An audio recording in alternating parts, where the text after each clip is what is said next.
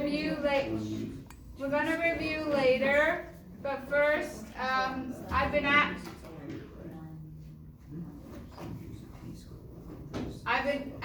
to talk about the extra credit project. So the extra credit project, is the only extra credit you get in this class. It's worth 25 points. It is due on November the 14th. Okay, it's called big data. It is something that would be very good. It's kind of a buzzword right now. And often if they ask you, do you know Excel? Yes, I do. They will often follow up with, have you ever worked with big data? Okay, so if you do this project, you can say, yes, I've worked with big data. I did not create this project. Okay, I went to an accounting conference, and I picked to go to a presentation on big data. And so this is what they shared. And so what is actually very simple, even if you don't know Excel, because that gives you step-by-step instructions. So you have to use Excel 2016 or higher. So if you guys don't know, all of you have access to what's called MySCC here. Okay, MySCC. If you click on it, you can sign in with your MEID and password, and you have access to all of our software. So you have access to all the Microsoft Office products through here. So if you've got old Excel, you need to go through here, and you can save it on your H drive, right? You all have an H drive, a little bit of server space where you can save your stuff. So what you're gonna do is, this is some real life data. It comes from a small town in Massachusetts, and it has 55,000 pieces of data. Okay, so you can say you work with big data, which is always great. So you're gonna upload this project to Canvas and highlight what your answer is, because you'll have this whole table, but highlight what the answer is. So you're gonna work on pivot tables. All of you in here done CIS 105, and you all learned this, and this is kind of a refresher for you. And so here's a little bit of background on the data, that it comes from Somerville, Massachusetts, and it has a population of 80,000 and whatever, you can read all about it. Then here's the data dictionary, what some of the terms mean, what the vendor name is, and all that stuff. And then this is what you have to do. We have collected the data from 2013 to 16, okay, and then it's asked what was total spending in each of year for each of the 4 calendar years, right? So you obviously need to learn pivot tables, because you don't want to have to go through 55,000 pieces of data to find the average. So there's these questions to answer. There are 2 ways for you to go through the data. It is given to you step by step. My feedback to them is, it's a bit too much step by step. They don't really tell you why you do it. So you can do it for this set of data. So as you follow their instructions, I want you to think about why they're telling you, click this box, click this box. But they don't say, you know, you're clicking this box because this is the title of the column that you want it to be. There are 2 ways, yeah. So when you're saying it's a step-by-step, so like it's a step-by-step on how to answer these questions? How to do all the Excel work to answer the questions. Okay, so if you take the time to really understand their step-by-step, you'll get right. all the So answers. there's 2 ways you can do it, right? You can watch a YouTube video, right? Or you can watch a PDF, and so let's have a look at this. This is it's like 70 some pages, so do not print it out. But it is because it's like, click this box, that's one thing. The next one is click this box. So, like here it will say, I'll give you an example. Okay, open the Excel document right here. This is the first question, right? And then so they tell you how to do it. The first step, click anywhere in the data. Okay, that's one whole page. Click anywhere in the data. So you click, then you go to the next. It's really a screenshot of, and then they're like, click on the insert tab in the ribbon. There you go. Now you're on the next page. That's why there's 76 pages. It will take you about an hour to do, right? It's less than a minute a slide. You just take whatever it is to read it. To go further down here, right? Oh, they've added it maybe a little bit. Notice the column labels now appear, right? So anyway, it is 25 points. The class is out of 1,000, so if you get all 25 points, that means that you can increase your final overall grade by 2.5%. I was telling the ones who were here earlier, I had a young man in my spring class, finished the final, actually did very well on the final, got like 86% on the final. Before that, had never passed an exam. Ended up with 68% in the class, and I gave him a D. And he wrote to me and he said, can I do the extra credit project? And I said, no. And he said, are you telling me I failed, if I'd have done the extra credit, I'd have passed? And I said, yes, I am, but you didn't do it. And so why can I do it now? No, you can't, because all these people did it, and it took them from 84 to 86.5, but they did it just in case.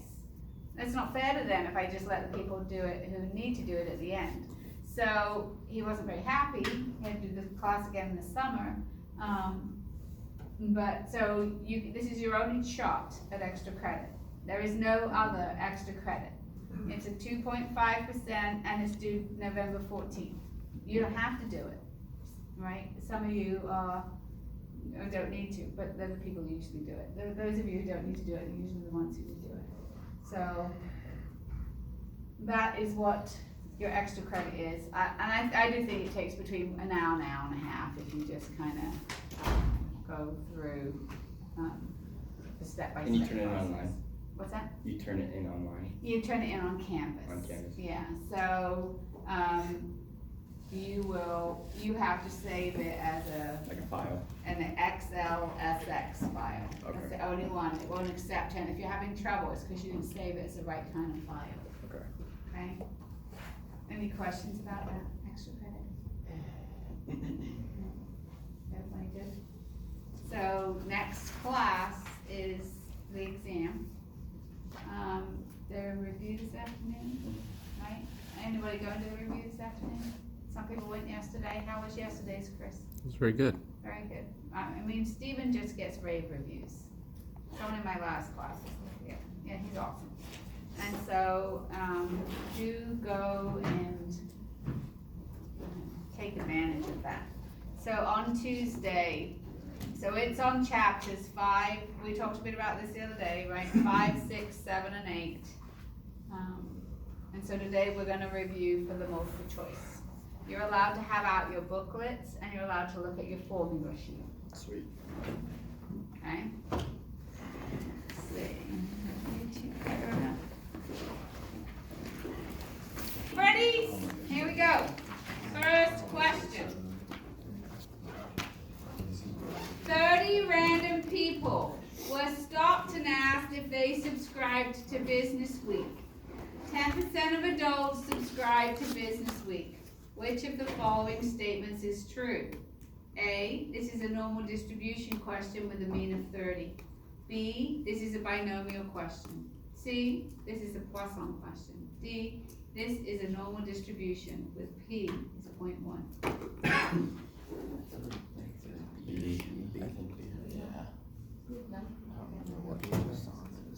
Because it's a yes or no, if they subscribed or not. So it's So I can go for it. I don't know what to scratch this. I think it's So what do? Just do you do 3 points or 4 points? I don't care. What's the scoring thing again? 3 points? You get as many points as there are grade squares left after you found your star. So it's 3 points if you get the star on the first time. Yeah, 3 maximum. I struggle with the theory stuff. The actual like problems, I think I'll be alright. Yeah. These, I'm like, Most you get 3. How many boxes are still gray after you found your star? So if you find your star on the second time, you'll get 2 points. Everybody got their star? Yeah.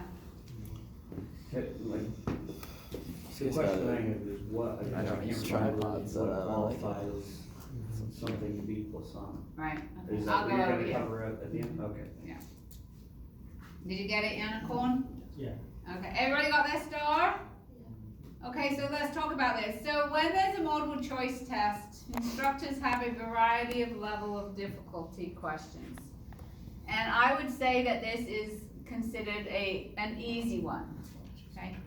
If I'd have put 20% of adults subscribe to Business Week, I bet 90% of you would have gotten it wrong. Be honest, who checked to see if this was a normal distribution question? So when you have, in this question, right, N is 30 and P is 0.1, right?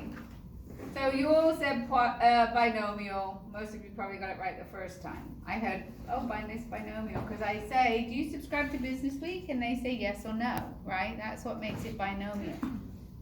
But remember in chapter 7, if n times p is greater than or equal to 5, and n times 1 minus p is greater than or equal to 5, we do a normal bell, right? Well, that is not true here, because n times p is 3. But most of you didn't do that. That's why I would say this was an easy question, because if I'd have changed this to 0.2, the answer would have been, this is a normal distribution with p is 0.2, right? This would have, if that said 20%, and so this said p is 0.2, this would have been the right answer. It wouldn't have been a binomial question, because you're allowed to assume do a normal distribution question. So, remember, yeah? So, just because I'm curious, because it would still be right, it would still be a binomial, am I wrong?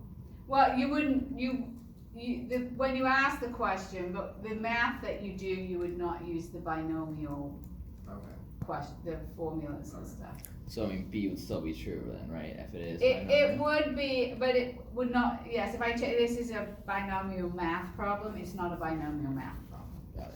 You're not gonna do it that way. So chapter 5 was to do with discrete probability, okay? Discrete probability questions. Discrete meaning the answers can only be certain values, usually whole numbers. So we did it about televisions, right? How many televisions were sold? We did binomial, and so this is regular discrete. They have to give you, in a regular discrete problem, they have to give you the number of televisions and either a frequency count, right? We did one that was 80, 40, 50, I'm making it up, 20 and 10, and this is 200. And we were then able to come up with a probability distribution, 80 out of 200. Okay. Right, that was a regular discrete. If they hadn't given it to us, we'd have no idea in heaven how many televisions you sold. So regular discrete, they have to give you X, and they either give you that or that. Okay. In binomial questions, right, so if this had been, right, this is a binomial question, they have to tell you N and P. That is all they have to tell you. So in this question, N is 30, P is 0.1. It's binomial because there's only 2 outcomes. Do you subscribe to Business Week? Yes or no? And what are the possible values of X? If you had to write out a probability distribution for this question, what are the possible values of X? 0 to 30. 0 to N. So to 30 in this case, right? So you would go to your booklet, although your booklet hasn't got to 30. So you would have to calculate all of them there's a very ugly probability formula, right? That begins with like that combination formula at the beginning of it. So you could come up with a probability distribution for all of those numbers, couldn't you? You wouldn't want to, because this would be 31 calculations, and I wouldn't ask you to do that. Most questions, it would be something you can go copy them out of the book. The booklet. But you might also just get a question, what's the probability X is 5? And you might just be asked to calculate one number. You could also be asked in binomial, what's the expected value? Right? And over here you could have been asked, what's the expected value? That's and I'll go over it for time at the end. the columns that you have to show. Right, the expected value is the sum of x times f of x. Okay, so you would do this column, right, times this column, you have an x times f of x column. And I'll do one again, okay? But you could be asked for a probability distribution, you could be asked for an expected value. Now, the thing about binomial is there are shortcuts. The expected value is n times p, which is 3 for this question. Now, if I'd have done all of this, and I'd done an x times f of x column, that would have summed to 3, because that's the expected value also. You can also do the variance. The variance is n times p times 1 minus p. So it's easy to plug in with binomial questions. A Poisson question is still discrete, okay? Discrete in that would count so many, usually whole numbers, but to do with time or space. So it's how many phone calls do you get in the next 15, what's the probability you get 3 phone calls in the next 15 minutes? What's the probability 6 patients come to the hospital in the next half an hour? What's the probability that there's 10 road signs on the next 2-mile stretch of freeway? So that's always, it's discrete in that what you're counting are people, road signs, but it's to do with time and space in that within the next 15 minutes. It's not measuring time, right? The time is stated. If we were measuring time, that would be a continuous problem. Does that help? Yeah. Any other questions about number 1? Number 2. An experiment consists of recording how much gas people purchase at Costco. This random variable is an example of a discrete random variable, a binomial random variable, a continuous random variable, none of the above. But what's the time period? It doesn't say 1 day, 2 days. Well, I think continuous is just It's, like I think it's two, C. just gas in an example. Because like it could be 1.2, 3, 5, 7, 8 gallons. Yeah, I was just trying to. And then he's like, "Have you taken?" He's in my math like 150. I didn't even So I was think just about like, that. I was like, yeah, no. He's like, well, Okay, you and I was got like, I'll help you, yours? but I Do don't you know. have I'm yours? supposed to get a bad grade because I'm not a math tutor. So Matt, you got yours? Chase, you got yours? Everybody got it? he said we work. Okay, so Math gas. tutors do. When I go to the gas station, do I have to buy certain values, usually whole numbers? No, it's not discrete, right? I can buy however much I want, okay, within a certain range. I can't buy 100 gallons, my car doesn't hold that much. But within a specified range, I can buy however much I want. That is a continuous random variable. How could I make this type of question binomial? Do you buy gas? Right, record every customer that comes out of Costco and ask if they go buy gas or not. Right, because I go to Costco, sometimes I don't buy gas, I go to Costco, sometimes I do buy gas. So they could say, are you going to buy gas today? Yes or no? That would be binomial, not how much gas. Right, it's are you going to buy gas or not? All right, any questions? Okay. When constructing a 90% confidence interval for n is 30, s is 10, the correct z or t scores are what?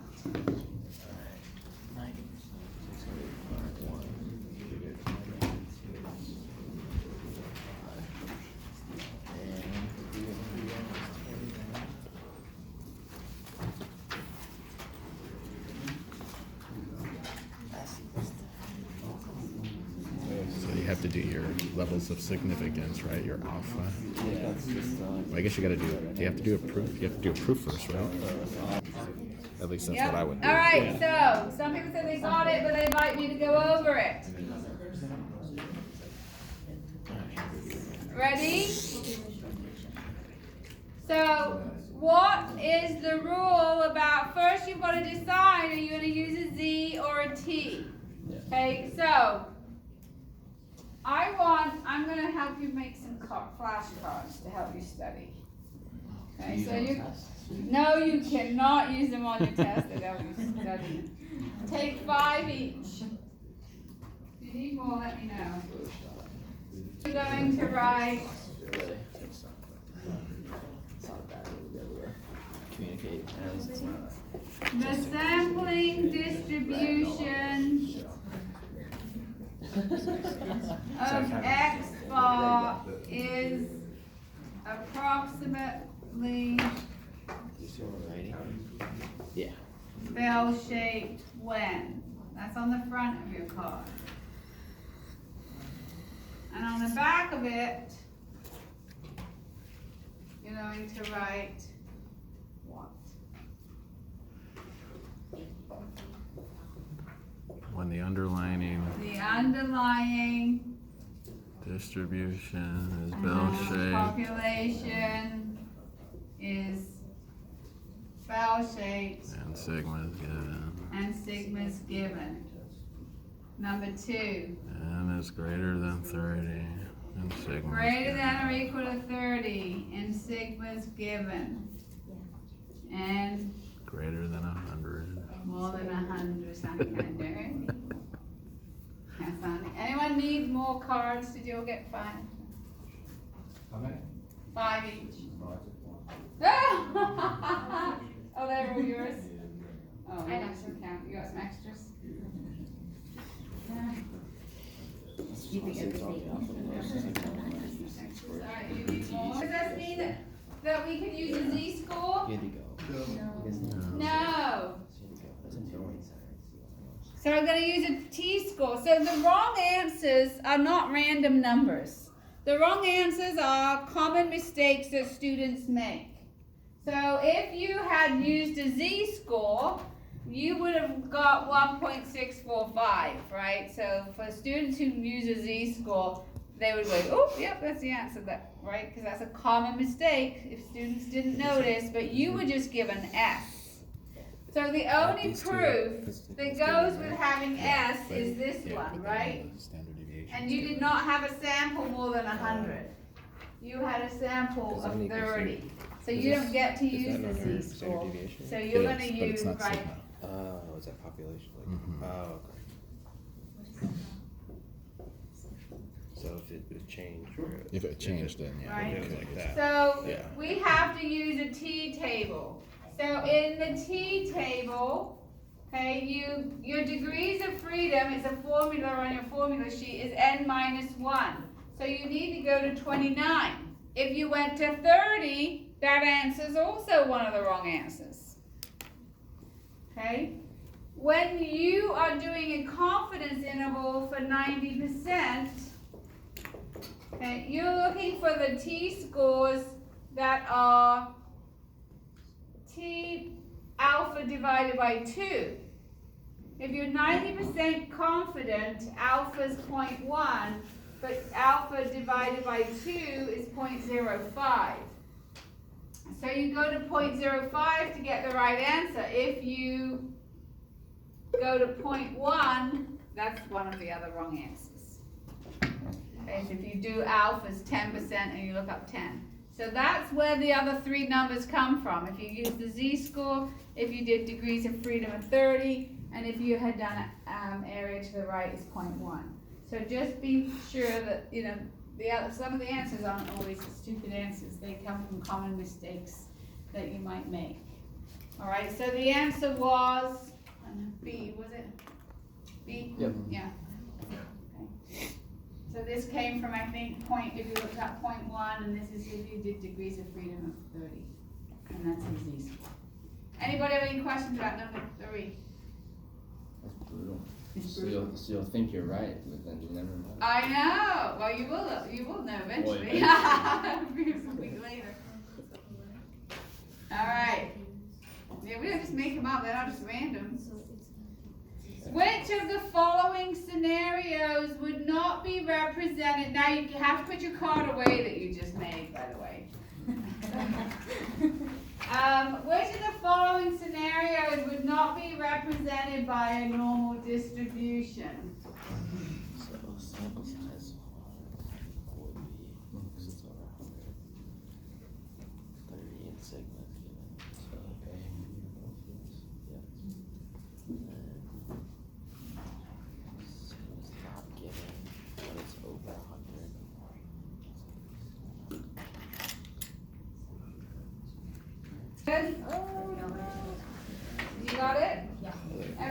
it? C too. Alright, so I said the reason I made it harder was yesterday, this said 100.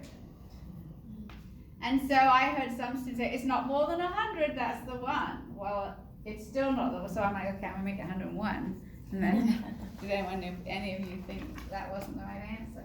Because what we just did on your note card that I just erased that was for the sampling distribution of X bar. Right? I mean, this is a proportion question, because you got a P. So your next slide is going to be, how did I have you word that first? The sampling distribution of P bar, and this is your next card. The sampling distribution of P bar is approximately bell-shaped, and uses Z-score. When, that's on the front, and on the back, what am I gonna write? N times P. There's only one rule.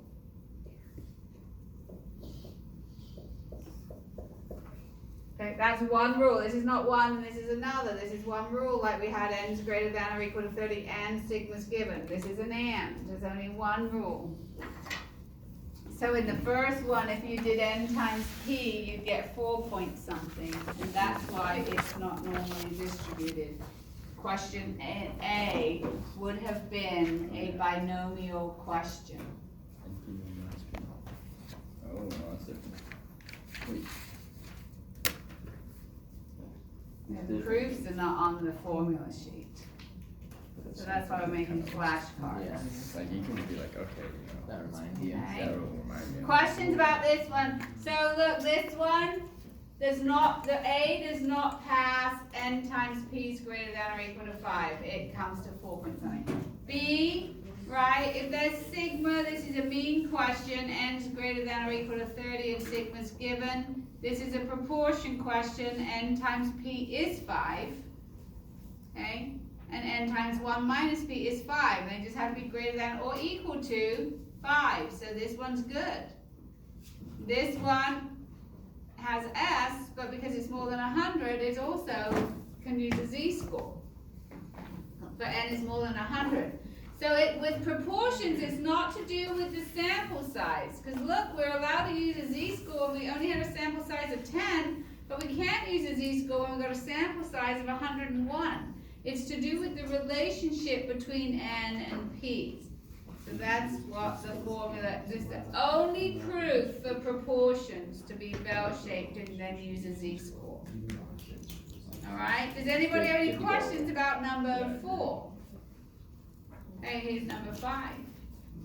According to the Humane Society, 60% of the population, put that card away, has at least one dog at home. You stop 20 people at the mall and you ask if they have a dog at home. The expected value, A says the expected value is 12 and it's a binomial distribution.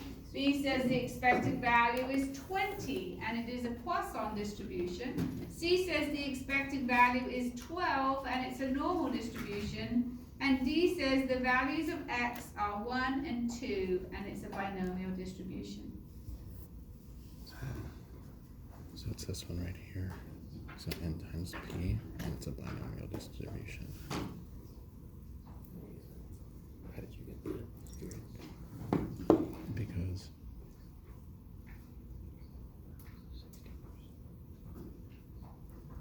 it's a yes or no. Yes or no binomial. So it has to be a binomial.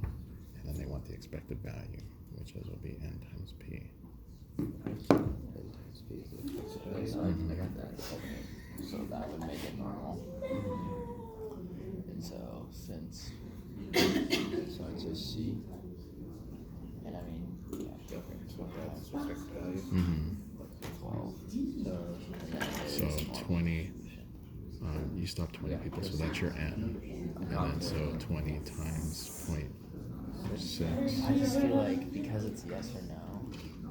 Yeah, but it wouldn't be binomial. It would still be a binomial question. I think it's But A. remember, the math is different. Ooh, it's not. Fuck. It's alright. Go with your best guess. Scary, isn't that scary? Scary. Yeah, I see. Okay, so the answer is C. Why in this question, P is 0.6 and N is 20. So it becomes a normal distribution because N times P is greater than or equal to 5. N times P is 12. N times 1 minus P is greater than or equal to 5 because N times 1 minus P is 8. The test. The expected value is N times P, which is 12. So the expected value is 12, it's a normal distribution. Number 6, Yeah, wouldn't it be by number? which You're asking of yes, the do you have a following dog, is yes or no? true? Not how many A. dogs do you have? Yeah. A z-score must be between 0 and 1. B, the sampling distribution x bar is normally distributed when n times p is greater than or equal to 5 and n times 1 minus p is greater than or equal to 5. C, you use the finite correction factor if n is greater than or equal to 30 and sigma is given. D, if you increase your sample size, your confidence interval will become narrower. Yes. No, because if you increase your sample size. Score has to be between 0 and 1, right? Alright, you gotta do it, I'm gonna move on. Did you get it? Okay, so let the ones that are wrong, maybe they're the questions on the test. So let's fix the ones that are wrong and make them right. What has to be between 0 and 1? B. Probability. What else? What are the top? What else has probability and what else has to be between 0 and 1? The area underneath the bell. The area under the curve, which is the probability, okay? Good. What else? Binomial. Huh? Binomial. Binomial? What's the top? What's the top of it? Oh, yeah, it's this. Yeah. A proportion. A proportion, right? We've done proportions. What percentage of people are gonna vote for me? The proportions, the areas have to be under the curve, but we talked about how to make sure the proportions are down here and the areas up here, because the both of them, the numbers are between 0 and 1, and it can get confusing. So proportions have to be between 0 and 1. Z-scores have to be between what and what?